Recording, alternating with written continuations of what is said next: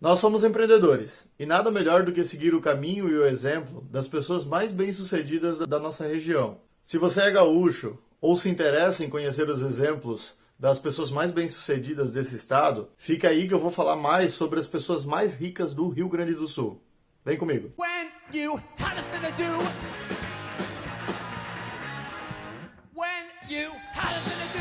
Eu sou Denilson Jorge, vou apresentar mais um vídeo da sequência das pessoas mais ricas do Brasil, divididas por estado. E vamos falar hoje do Rio Grande do Sul. Uma coisa bastante surpreendente nas minhas pesquisas sobre as pessoas mais bem-sucedidas do Rio Grande do Sul é o fato de que a imensa maioria delas realizaram os seus negócios e desenvolveram toda a sua carreira, tiveram toda a sua história de sucesso juntamente com a sua família. Nós temos exemplos de irmãos gêmeos, nós temos exemplos de pais e filhos, de tio e sobrinho. É bastante interessante notar como essa cultura de negócios em família é extremamente forte no Rio Grande do Sul. Me surpreendeu bastante também notar a quantidade de empresas do Rio Grande do Sul que têm as suas ações cotadas em bolsa.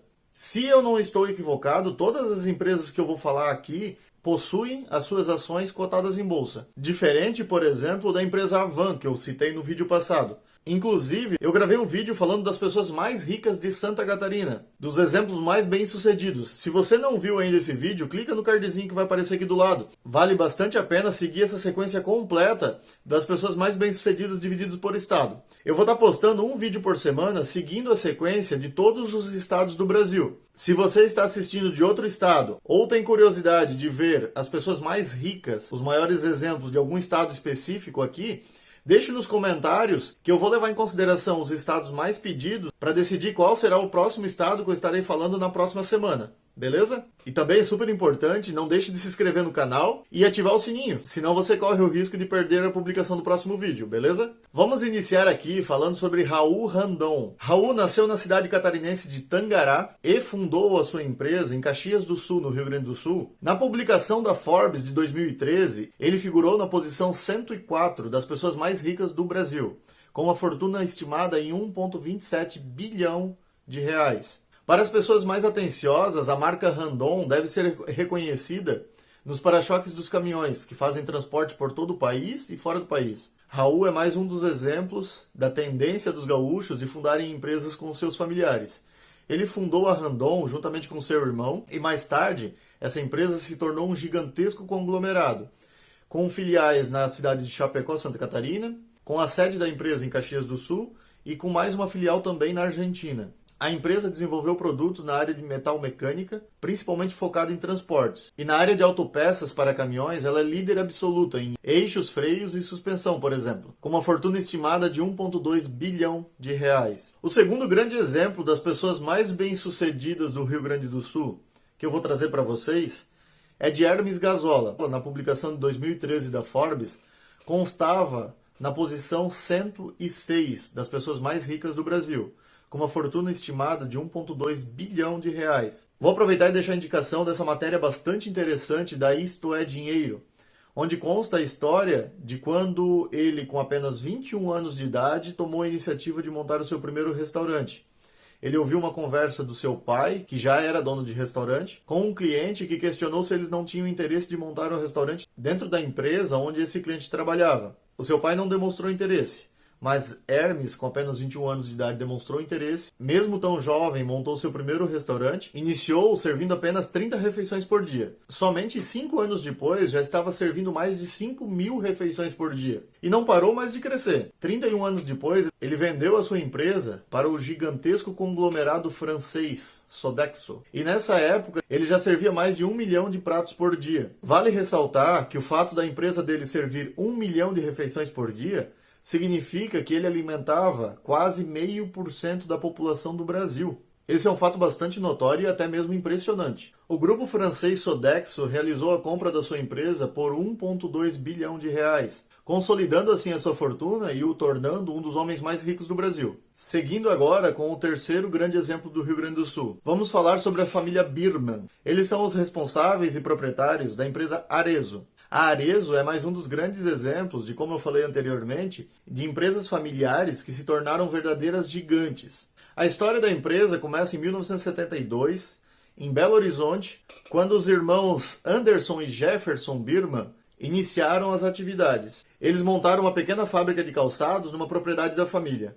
Mas nesse contexto, vou me ater mais à história do filho, que se tornou herdeiro e CEO do conglomerado Arezzo. No comando de Alexandre, a Arezzo se tornou a maior empresa varejista de calçados da América Latina. Ele desde criança esteve envolvido em praticamente todas as áreas da empresa, esse sendo mais um dos grandes exemplos que demonstram a necessidade de um empreendedor de conhecer praticamente todas as áreas do seu negócio, dominar o seu negócio como ninguém. Como é extremamente comum nos grandes empreendedores, Alexandre sempre buscou novas oportunidades. Em 1995, em uma feira italiana, Alexandre conheceu um novo conceito de palmilha voltada para calçados com o foco de atividades esportivas. Na época, Alexandre tinha apenas 19 anos. Ele buscou o apoio do seu pai para implementar essa nova linha dentro da atual empresa da família. O seu pai o dissuadiu da ideia, pois acreditava que iria fazer com que a empresa fugisse um pouco do seu foco. Mas ele abriu espaço para o filho e o incentivou a abrir o seu próprio negócio. Então, com apenas 19 anos, Alexandre fundou a Schutz, que é mais uma das empresas do grupo hoje. A Schutz foi fundada em 1995 e apenas 10 anos depois, em 2005, ela já possuía um valor superior a 120 milhões de reais. Um fato bastante importante vale ser ressaltado na filosofia dos negócios dos Birmans. Eles são um negócio que se diferenciou das maiorias das grifes por não possuírem fábrica própria, terceirizando praticamente todo o processo de fabricação. Eles sustentam seus negócios em 3 grandes pilares, que é a criação, marketing e comercialização dos seus produtos. E levando em consideração que somente a Arezzo possui mais de 360 lojas espalhadas pelo país, acho que podemos concluir que essa estratégia deu bastante certo, não é mesmo? Também na publicação de 2013 da Forbes, Alexandre aparece na posição 85 das pessoas mais ricas do Brasil, com uma fortuna estimada em 1,67 bilhão de reais. O nosso quarto empreendedor que eu vou citar agora, o Jorge Gerdau. A família Gerdau é muitíssimo conhecida no território nacional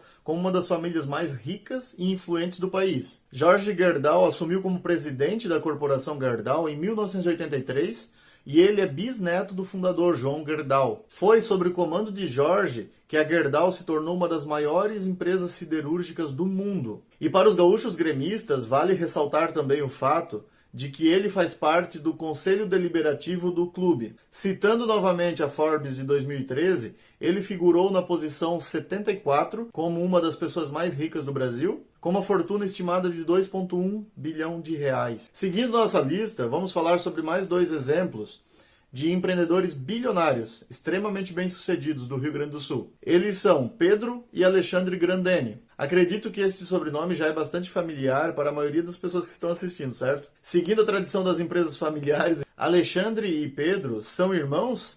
E não somente isso, são irmãos gêmeos. Segundo as publicações da Forbes de 2018 e 2019, Pedro Grandene ocupa a posição 125 das pessoas mais ricas do Brasil, e Alexandre Grandene ocupa a posição 25 das pessoas mais ricas do Brasil. Pedro possui uma fortuna estimada de 1 bilhão de reais e Alexandre, por sua vez, possui uma fortuna estimada de 2,2 bilhão de reais. A entrada dos 2 irmãos no mundo dos negócios se deu em 1971. Na época, eles, com o capital emprestado do seu avô, que era um empresário muito bem sucedido, eles montaram a Plástico Grandene. A empresa, naquela época, era focada na fabricação de plásticos, de tela de plástico para garrafões de vinho, um produto bastante específico e nichado. Eles só iniciaram a sua história produzindo calçados 7 anos mais tarde, em 1978, quando lançaram a marca Nuar. E 1 ano depois, em 1979, eles lançaram uma das suas marcas mais conhecidas, que é a Melissa. Os irmãos são também o proprietário de várias marcas que se tornaram quase um marco histórico no nosso país, que é a Haider, Grenda, Ipanema, por exemplo. A Ipanema, especificamente, é a marca que se tornou responsável pela imensa expansão de vendas da empresa no exterior. Esse fato se deu principalmente depois da Gisele Bündchen se tornar a garota propaganda da marca. A Ipanema sozinha corresponde a praticamente 60% de todas as vendas no exterior do conglomerado. Mais um fato marcante na história da empresa foi quando em 1986 eles lançaram a marca Haider, promovendo uma inovação para a época, focando principalmente no público masculino. e criando produtos bastante diferenciados e inovadores. A empresa permaneceu situada na cidade de Farroupilha, no Rio Grande do Sul, até 1990, quando aconteceu uma mudança bastante significativa para o grupo. Nessa época, eles encerraram suas atividades no Rio Grande do Sul e mudaram suas instalações para Fortaleza, na capital do Ceará. Esse é um fato bastante importante para prestarmos atenção, como governos muitas vezes atrapalham empreendimentos. O governo do Rio Grande do Sul não conseguiu garantir as condições necessárias para a empresa continuar, e o governo do Ceará, por sua vez, favoreceu em muito, com várias isenções e incentivos para que a empresa se instalasse por lá. Essas condições foram tão favoráveis à empresa que, já em 1993, eles montaram a segunda filial da empresa no estado, na cidade de Sobral. E logo em seguida, mais uma filial na cidade de Crato, também no estado.